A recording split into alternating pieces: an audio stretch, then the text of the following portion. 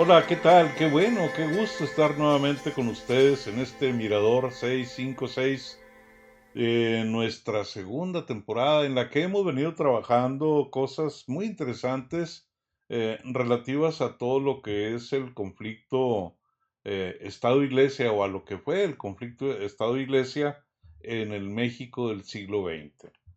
Esto abarca un evento extraordinario que marcó una huella muy grande, una huella indeleble, diría yo, en algunas regiones del país, especialmente en el occidente de México, en el centro del país, que se conoce con el nombre de la Guerra Cristera. Y bueno, hemos venido trabajando cuestiones relativas al conflicto en sí, al enfrentamiento armado. Hemos hablado de los actores, hemos hablado de militares federales, de militares civiles, hemos hablado de autoridades eclesiásticas, de autoridades políticas, hemos hablado de los pueblos, hemos hablado de una serie de sufrimientos que enfrentan o tuvieron que enfrentar los actores en la época y desde luego, lamentablemente, todo este periodo, toda esta etapa está salpicado con elementos que son inherentes a todo conflicto de esta naturaleza.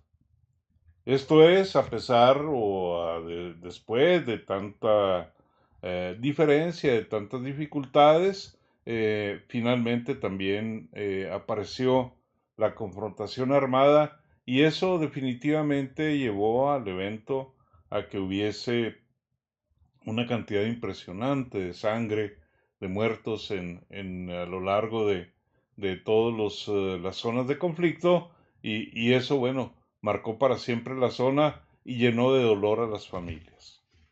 Esto es la parte, por supuesto, es la parte humana y es una parte sumamente dolorosa. Eso ha permeado a la sociedad alteña, sobre todo en la región de los Altos de Jalisco, y ha permanecido en la memoria de la sociedad. Y cuando uno llega e intenta conocer temas relativos a estos acontecimientos, enfrenta uno muchas dificultades y encuentra uno sobre todo dificultades porque aparentemente no hay tanta información como uno quisiera. ¿Qué es lo que pasó? ¿Qué es lo que hubo? ¿Por qué motivos se ocultó tanta información? ¿Por qué motivos aparentemente o no aparece este evento en nuestros libros de historia o en los libros de historia, sobre todo de los niños, de los jóvenes, a nivel primaria, a nivel secundaria, incluso a nivel preparatoria? Porque es evidente que hubo un conflicto y que ese conflicto marcó de una vez y para siempre la historia de la región, de las regiones en las que tuvo lugar este acontecimiento. Es curioso, hay muchos indicios históricos, sociales, políticos, culturales, que siempre nos llevan a encontrar elementos de este conflicto y sin embargo cuando uno llega intentando localizar aquello que se conoce con el nombre de fuentes, se complica un poco hasta que uno se da cuenta cómo tiene que encontrar uno cierto tipo de documentos y cómo estos están desperdigados en zonas geográficas muy amplias y obviamente eso aumenta la dificultad del análisis y la búsqueda del material y sobre todo la consolidación de la información para poder construir un relato histórico creíble y además que tenga una explicación lógica. ¿Qué es lo que pasó? ¿Qué es lo que sucedió? ¿Por qué si a pesar de que a las autoridades eclesiásticas, por qué si a pesar de las autoridades civiles, a las autoridades políticas, desde luego las autoridades militares, estaban conscientes de que fue una realidad que se vivió? ¿Por qué se dificulta tanto o se ha dificultado tanto o se ha batallado tanto para poner en el escenario de la geografía histórica un evento de la naturaleza de la Guerra Cristera?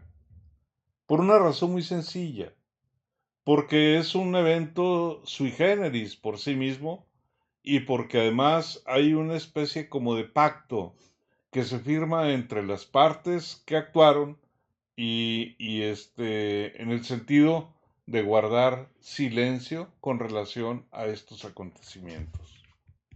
Es curioso, yo nunca había escuchado que se había encontrado o se había buscado o se había propuesto la intención de acallar un acontecimiento histórico. Cuando déjenme decirles que afortunadamente la historia, la voluntad sobre la historia, no reside en los corazones y en las cabezas y en las manos de los gobernantes, ni siquiera en sus vísceras. La grandeza de la historia, la información de la historia, queda primero que nada consignada en aquellos que tuvieron la fortuna, buena o mala, de participar en estas acciones. Es la memoria de los actores, es la memoria de los personajes que arriesgaron la vida, es la memoria de aquellos que por ideología, por conveniencia, por interés, por solidaridad humana, por miedo o por lo que haya sido, decidieron tomar las armas. Es la conciencia de aquellos que tratando de preservar el patrimonio cultural que habían recibido, lo respetaron y lo trataron de llevar a otras personas para que tuvieran conocimiento de lo que pasó. De tal suerte que una vez que en el año de 1929 se llega a la firma de los arreglos, entre el gobierno mexicano y entre la jerarquía o el episcopado mexicano y se llega por intermediación o con la participación muy directa del embajador de los Estados Unidos en México. Es cierto, a nadie le interesaba la guerra. Es cierto, nadie quería que este país estuviera o continuara llenándose de sangre. Es cierto, desde aquella época y desde antes hemos entendido que somos un mismo pueblo, que somos hermanos y que no hay ninguna razón para que tengamos que dirimir nuestras diferencias con las armas en la mano. Sin embargo, ahí se cometió algo que a mí me parece que fue un acto, lo voy a definir como un acto brutal. Cuando por un lado la jerarquía eclesiástica y por otro lado el gobierno, sin ponerlo dentro de los papeles, acordaron que no se debería de hablar más de este evento.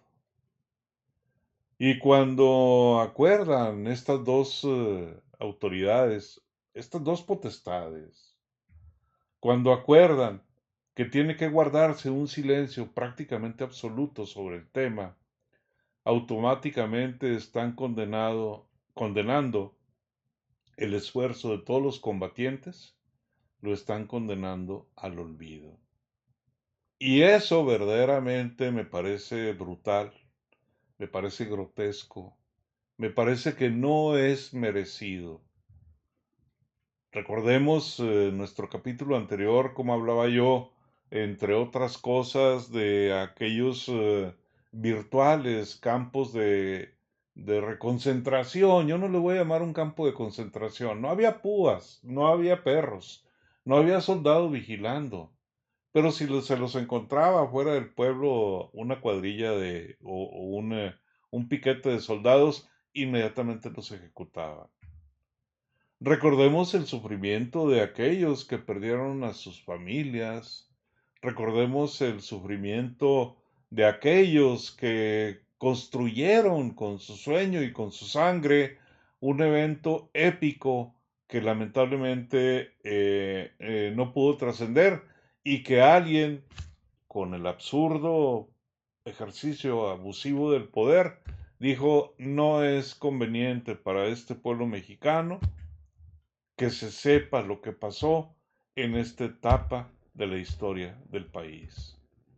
Qué triste que ese sea el fin de un acontecimiento que atrapó la conciencia de muchos y que gracias a él se hizo, pues no sé si decir que se hizo posible o se tuvo como consecuencia la pérdida de vidas indudablemente valiosas de muchos mexicanos. Considero que ni el Estado ni la jerarquía eclesiástica tenían ningún derecho para obligar al silencio a los participantes en el conflicto. Ellos, los cristeros, actuaron de buena fe. Los soldados federales actuaron de buena fe. Los muertos que cayeron de uno y otro bando se murieron para siempre. No hubo poder alguno que los levantara y los pusiera otra vez a ejercer sus funciones.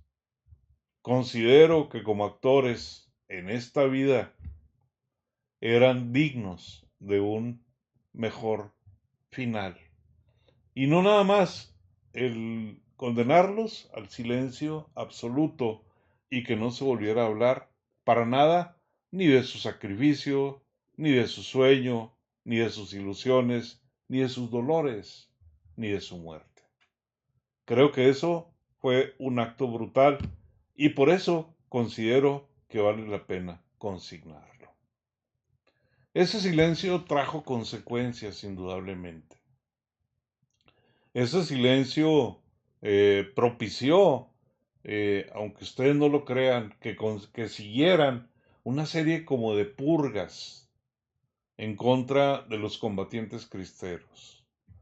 Una serie de acontecimientos donde los principales objetivos de ataques arteros por parte de algún pistolero en un pueblo de la región donde hubo conflicto, un buen día llegaba, tenía una dificultad con alguien en una cantina, se daban de balazos, mataban al lugareño, al del pueblo, que curiosamente en términos generales resultaba ser alguien que había tenido participación en la guerra cristera de parte del bando de los cristeros. Eso es verdaderamente una brutalidad.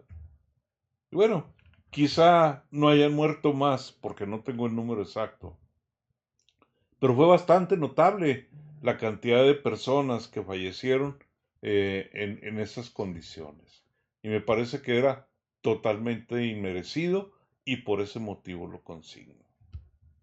Después del gran sacrificio, después de ofrendar la vida, después de haber dejado a la familia, después de que la familia sufrió, después de que fueron obligados a deponer las armas, después de que les garantizaron que iba a haber paz, que iba a haber tranquilidad, ¿sí?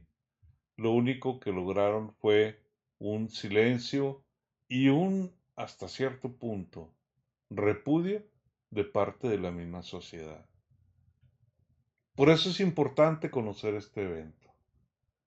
Y obviamente algunas personas, entre las que me cuento, hemos hecho un esfuerzo para desentrañar toda esta información y poderla traer a ustedes en Mirador 656 o a través de una serie de textos, de una serie de libros, de una serie de producciones académicas que están a la disposición de la mayoría de la gente y que es posible que las puedan leer y conseguir y aprender un poco más de todo este sufrimiento que hizo que la vida fuera diferente después de aquella época en las regiones donde hubo conflicto.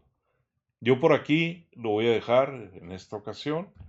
Espero que muy pronto pueda yo traerles en la próxima sesión el epílogo de esta segunda temporada, donde hablaremos de cosas que verdaderamente son importantes para el movimiento cristero, para el conflicto Iglesia-Estado en México entre 1926 y 1929.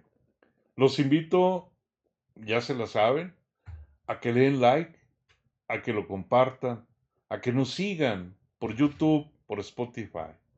Y no me resta, amigas, amigos, en esta ocasión, más que desearles a todos ustedes que tengan un excelente tiempo todo el tiempo.